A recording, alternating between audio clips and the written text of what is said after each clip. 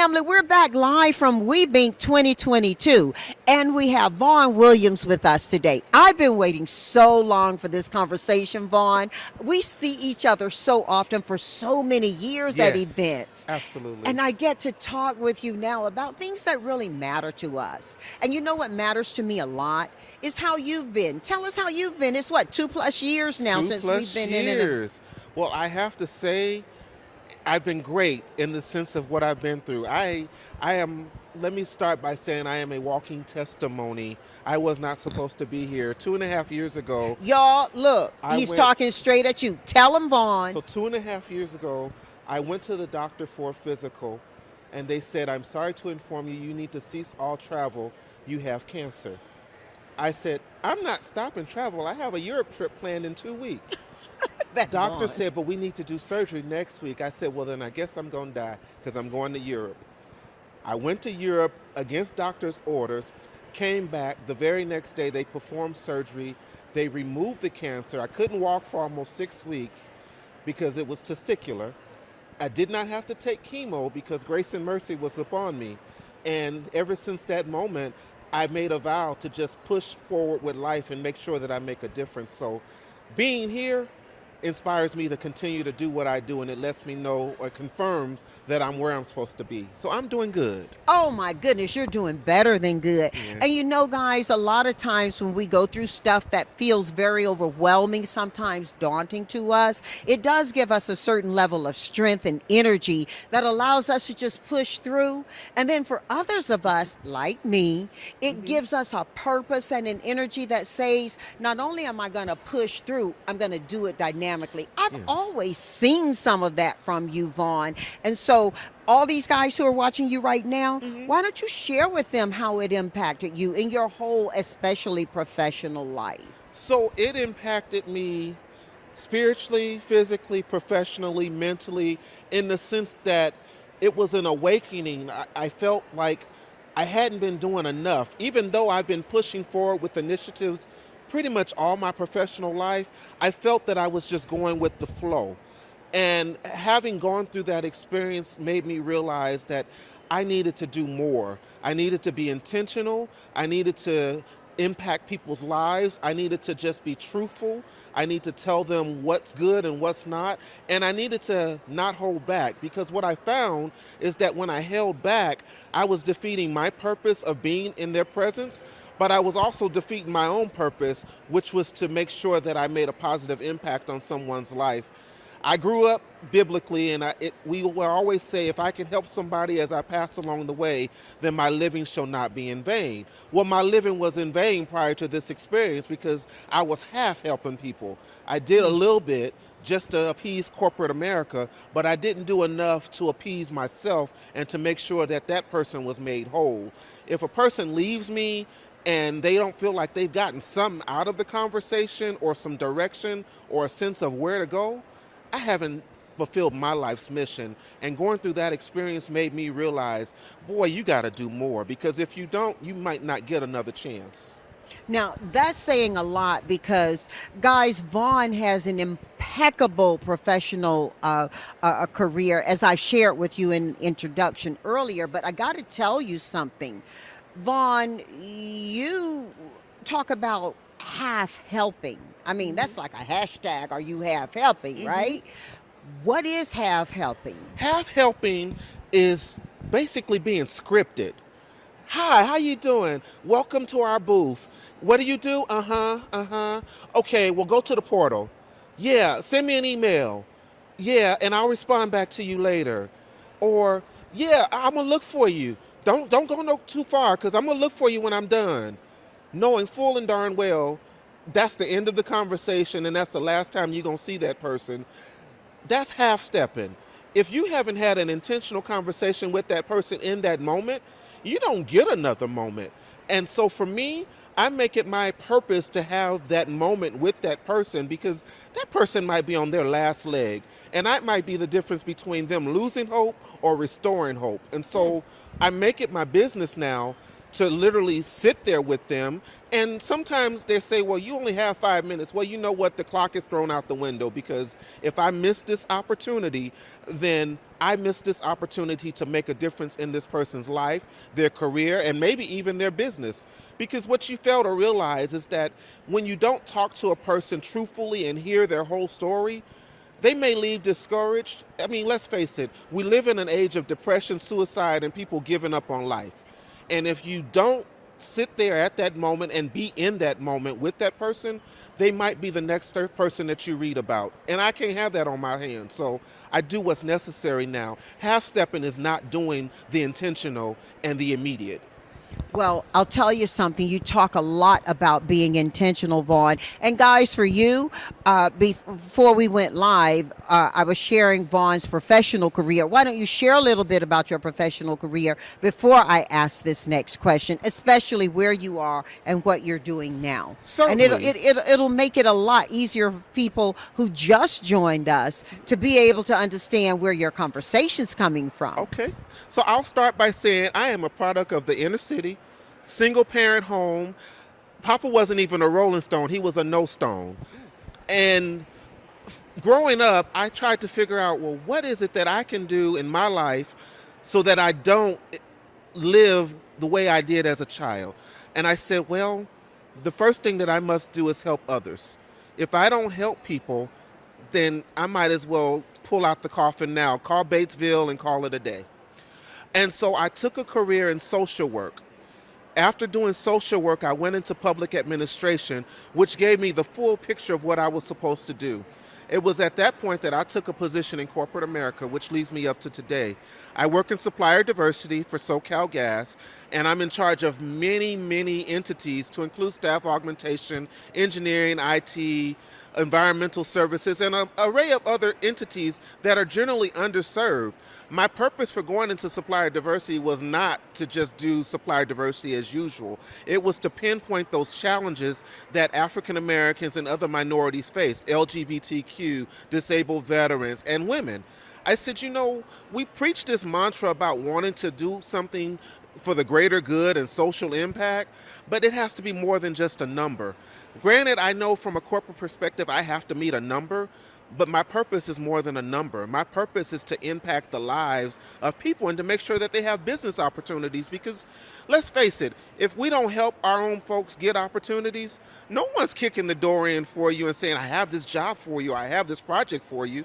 That's our job. And so that's what I'm doing today.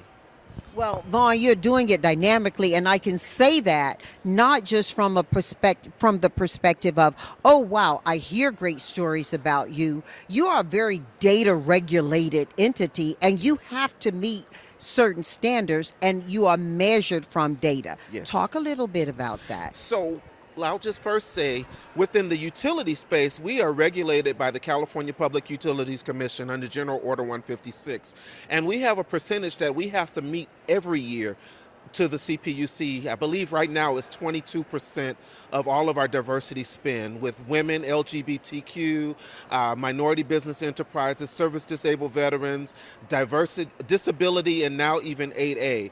And so with that, we have to report monthly what our numbers are, and then annually we have to report to the California Public Utilities Commission via annual report, and it has to show the breakdown of spend, which percentage we hit, did we meet a goal, did we exceed a goal, and it's all data driven. If we don't meet those goals and are able to report on those goals accurately, it can, one, trigger an audit, it can also trigger some havoc from the CPUC, but also it's associated with all of our compensation. And so if we don't report those goals, or if we don't make those goals, compensation is out the window, leadership is in trouble, I'm in trouble, and most of all, I haven't fulfilled my obligation. So that data tells the real story. More importantly, it tells the truth. I can do work all day, but if I don't have those numbers reported and validated on a regular basis, it's all in vain. Well, I'll tell you this, in regulated companies, organizations.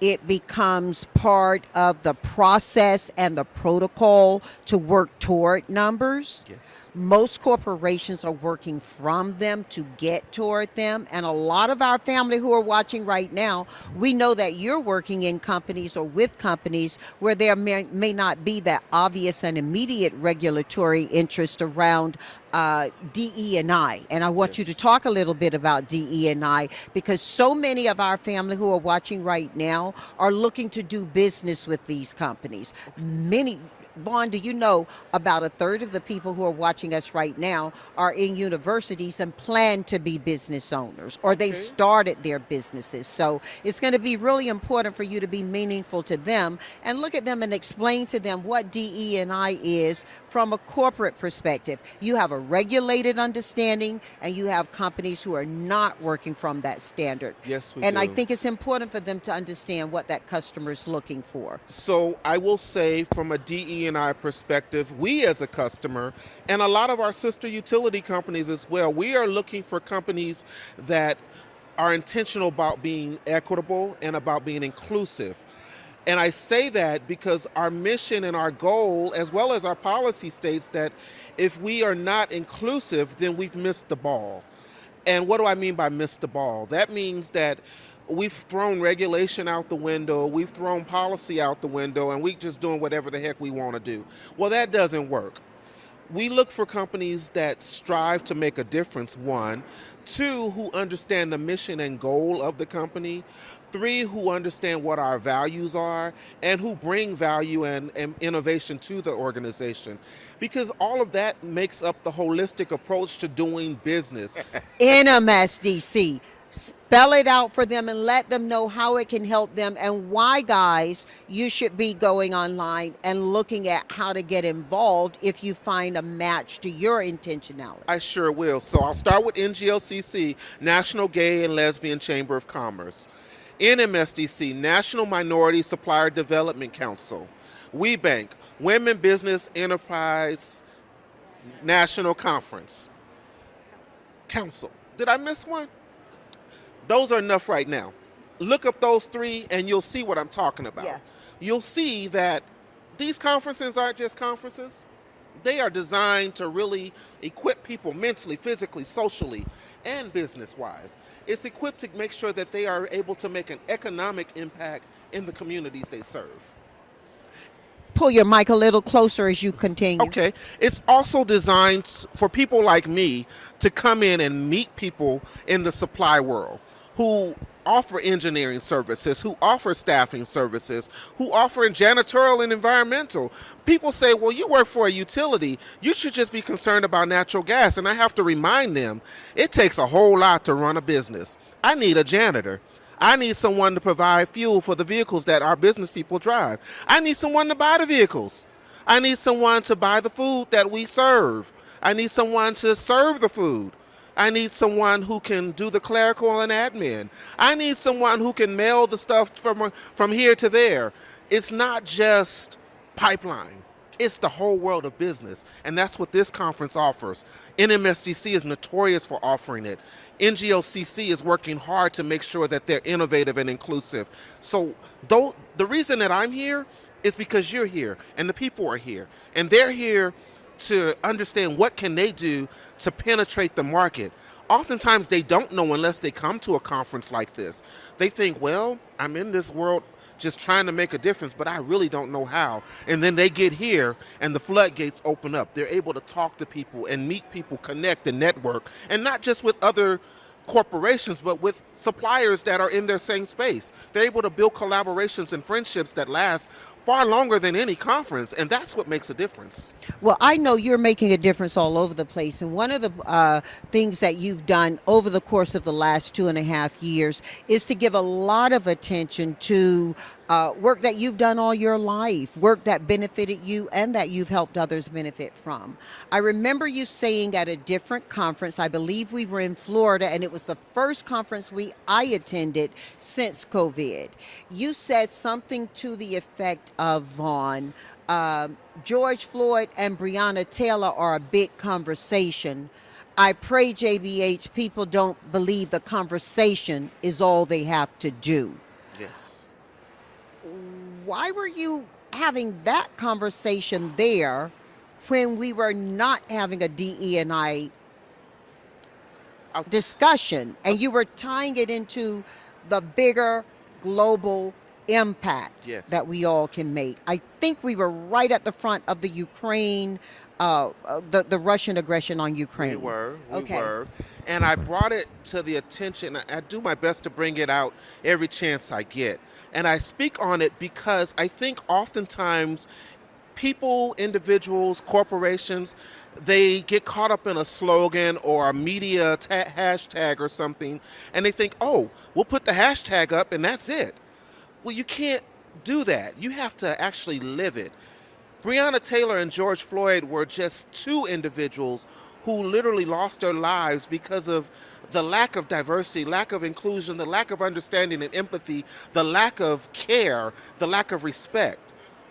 If we leave it there at just Breonna and George, then we're part of the problem. And I don't want to be a part of the problem. I want to be a part of the solution. And I believe that my voice is a part of the solution because I'm empowering others to think beyond the veil of that hashtag and think about, one, what they went through, and two, what the world is going through, and how we need to switch the script, how we need to make sure that individuals are treated fairly, how equity is involved. And you know, you hear diversity and equity and inclusion and you say, oh yeah, 3 good words. But it's not about those words. It's about bringing folk to the table. It's about making sure that they're being heard. It's about making sure that they understand that they do have a voice and that they can make a difference, and then allowing them to put their best foot forward in making that difference. If we just rely on a hashtag, we're just another global sensation. I can't be that. That's not how I roll. So that's why I brought it up. Wow. Well, if you didn't know, now you know. Now I know. Before I open up for questions, I do want to ask you one last thing. Sure.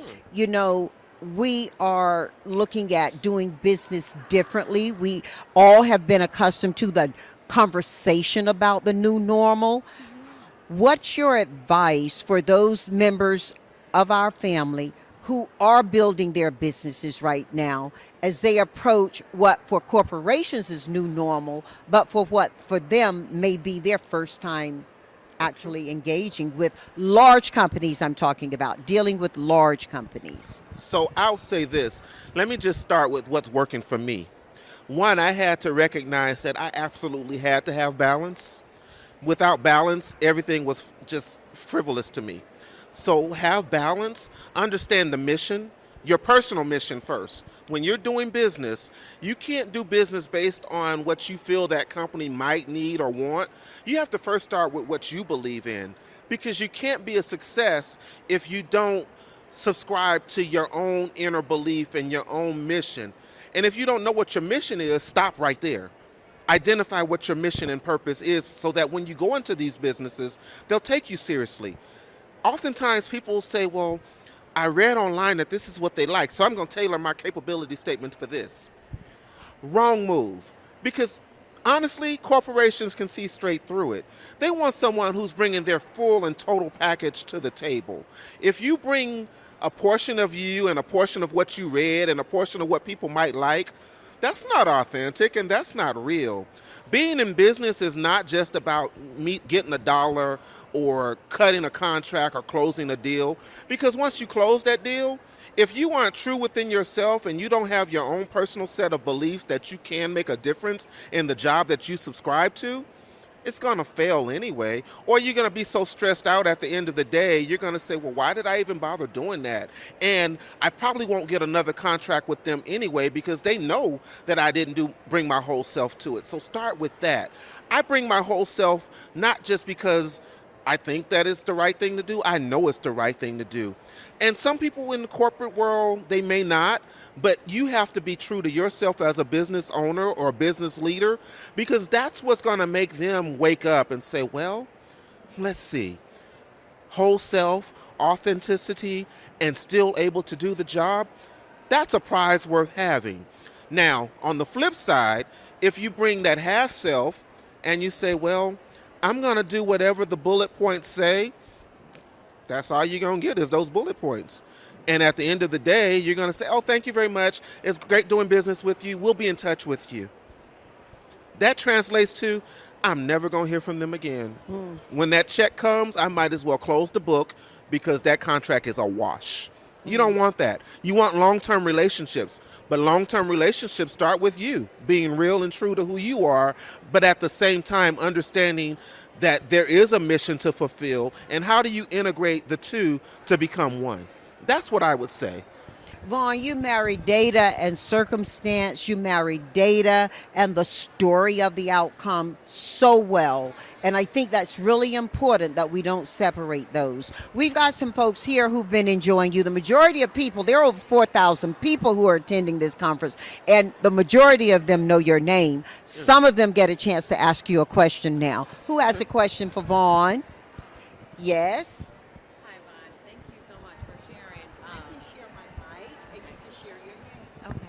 My name is Saraya. I was very moved by everything that you said, but one thing in particular I noticed that we share in common is goal setting. I wanted to know what strategies or what approach do you take when you have not met a goal? What are some of the things you do to kind of overcome that? So I will first say I start by looking at what that goal is. And if I haven't met the goal, chances are it's been trending in the wrong direction the whole time. So I'll start by saying that I reevaluate, because whatever I'm doing, I'm probably doing it wrong, or I haven't looked at what's out there that can make the whole situation holistic and whole. When you set a goal, don't set it just based on a standard. Set that goal based on your ability to meet the ultimate outcome. And so that may mean diverting from what the standard or the norm is and being creative and innovative in your approach. And if you still find that you aren't meeting that goal, don't wait until the last minute. Speak up and say, hey, we've tried every approach, and so maybe we need to look at the goal itself and reassign that goal into a methodology that's going to work. Because if we don't meet it, it's a domino effect on not just me, but everyone that's impacted by the goal. And so don't wait until the end, is what I would always say. Halfway through the process, do a reassessment and say, okay, well, I'm 30% there, but the benchmark says I need to be 72% there. At the end of the day, if I feel that I'm supposed to be there, I make myself welcome. Historically, I've just been different. When I first started in the company that I'm in, it was an old school conservative company. Black and white, navy blue and white, brown and white. All those colors meant nothing to me because I was going to wear orange, yellow, and red. And I started off with that because I felt that I needed to be not only heard, but seen in such a way that I was taken seriously. So I brought my authentic self to the table so that I could be a part of the solution. People say, well, you can't do that, or you can't be creative. Well, if you can't be creative and innovative, just walk on out the door. Don't even look back, because that tells me they aren't ready for what you bring. And if they aren't ready for what you bring, and you can't, in a reasonable amount of time, help them to understand the adaptation process to the new norm, I say it all the time, walk out the door, find out what your options are, and utilize them. That's what I would say. A friend who was a partner in a member 6 organization years ago shared with me, if you're not critical to my company's success, you are highly dispensable. And I think you're talking about that very thing, understanding where your criticality is to a company and allowing that to set the meter for how dynamic you can be in terms of guiding for others, not just bringing your own authentic self to the table. Vaughn, you may know this lady. She's a dear friend of mine. Her name is Paula Madison. Yes. And Paula Madison left New York in a very great job with the NBC organization to take the Supplier Diversity role at a corporate global level, which meant she had to relocate to Los Angeles. She's since learned to love the area, but at that time she was a New Yorker who was being asked to go to LA in order to do a job. she realized this was a critical role for that organization and decided it had to be a promotion for more than just her in the moment. Yes. And she made 2 requirements before she would accept the role. One, she said, I will report to the CEO, and papers were signed and changed, and the role became accountable to the CEO, reporting to the CEO. The other thing she said is, and I will be allowed to wear an afro to work. Yes. Now that sounds so insignificant to the bigger question of belonging, as you were talking about wearing the choice to wear orange and yellow versus brown or blue and white. But Paula understood that she had been a news anchor and a newscaster, standing in streets in all types of weather, giving news, having to have a wig. Paula said she also now could afford to live in Southern California with a pool out her backyard that she couldn't swim in because she worked till night, and she wanted to start her day off with a swim. She said, but the reason she asked for the afro was for all those women in the organization and men who were years away from having a pool, but who were a part of a larger pool of people who didn't have a voice. Yes. And she wanted them to believe they could belong. Absolutely. And be authentically and in their most natural sense there. And I think you're sharing with us that it's important when we get an opportunity to advance for ourselves, we have to be thoughtful about what that means for others around us. Absolutely. My personal belief and what I share with others, this race is not about me, because if it were about me, I would have won the marathon a long time ago. It's about all those soldiers who are on the battlefield trying to reach a point where they can at least be seen and heard. It's about all those individuals who say, I start my day wondering, do they even take me seriously? It's about those individuals who go to work day in and day out with no fulfillment, knowing that one day, or hoping that one day, they will at least get to the point where they can even sit at a table. When I speak of those things, I speak because I know that me making a presence and having my voice heard and having an impact, it's about me in the sense of them seeing me, but it's about all of those individuals who are behind me, on the side of me, and next door to me, who don't have a voice, who don't have a vision, or who don't have visibility. It's so that when I leave at the end of the day, or when I decide, here's my walking papers, they'll say, well, let's look at this one because they have the same mission and mantra, or they have the ability to do what he did, or they can step into his shoes and fill the gap. That's what it's about for me, because I know, I tell people all the time, while I'm in a great space and time right now, everything in life is for a season and it's temporary.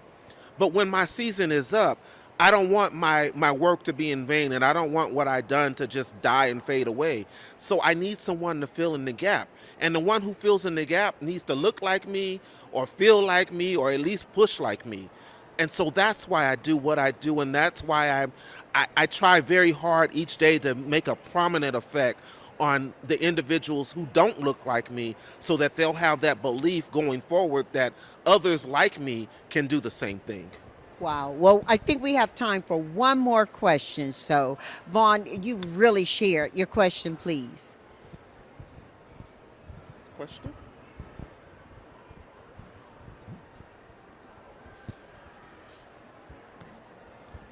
I'm going to lean in, as Yes, they say. lean in, lean in. So first, you might have to end with a song, because we know you can sing. Oh my. And I unfortunately did not get to see the whole podcast, but I would love to know what you are most proud of. And that isn't a professional or personal question. It's just what makes you shine? It has nothing to do with work. I think what makes me shine the most is that I said earlier that I was a product of a single family. I was a product of an old Baptist household, and I was the product, what I didn't say is that I'm a product of a southern-rooted family out of Evergreen, Alabama, who wasn't always given a chance to do anything other than work in a warehouse or a freezer or on a farm.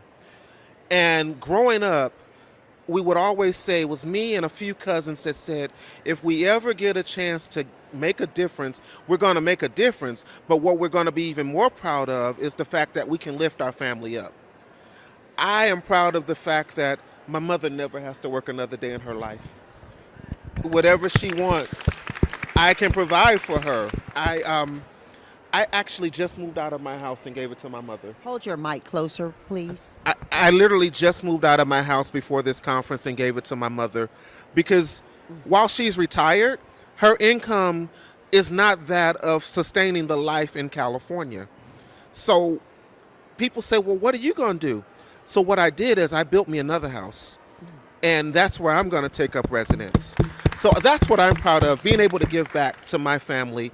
And I don't tell people about it because I don't do it for glory. I do it because my soul says yes. Yes to doing better. Yes to making a difference. And yes to making sure that the people who made a way for me are made whole. And if I just live for me, then I'd actually be ashamed of me because it took a whole lot of people. They say it takes a village to raise one person. It took a whole country to raise me. Family from Alabama, Texas, Mississippi, everywhere were sending $5, $10 each month to make sure that I had enough money to go to school, to make sure that I had the food that I needed, and to make sure that I didn't have to worry about simple stuff. They didn't have a lot of resources, but that $5 that they gave made a difference. I don't miss a family reunion. I don't miss anything related to family. If I have to stop everything that I'm doing and hop on a plane, I do it because family, for me, it means more than any corporate job will ever mean. As at the end of the day, that's what we have, family. So that's what I'm proud of. And I think that smart companies are understanding that more and more. I believe that certainly all of the circumstances we've addressed here in our conversation, whether it's DE&I, whether it is the Russian aggression on Ukraine, and you know, I have employees who are Russian, who are Ukrainian, and a whole team of people in Poland right now who are very concerned, caring, and active around this. And each of them have asked that wherever I have voice, I speak two things. One, Ukraine needs world help, and the world needs Ukraine's help. And two, that there are many Russians who are not supportive of aggression. And they are feeling the pain of that as they are living outside of Russia. Those who chose to leave Russia and find new ways of living. So we have to be thoughtful that DE&I is a very big thing, and it's growing bigger every day. Before we close our conversation, there are a couple of things. One, I just heard that you sing. I sing because I'm happy. I sing because I'm working on being free. Okay? What do you sing? I sing whatever's in my soul. Y'all want to hear what's in his soul? Give us some of what's in your soul. Jesus. Give us some. Give us Let's some. see. I'm never short of words, so I'll just give you a little verse of a song that my grandmother used to sing, and she says, "Why should I feel discouraged? And why should the shadows fall? Why should my heart feel lonely? And I know He watches me. I sing because I'm happy. And I sing because I am free. I sing, I'll say that part again, because I'm happy. And I know He watches me. Hey. Vaughn, you are celebrating so much right now. Yes. You're celebrating pride. You're celebrating weeping. You're celebrating life. Yes. And we celebrate you. Thank you so much. Thank you.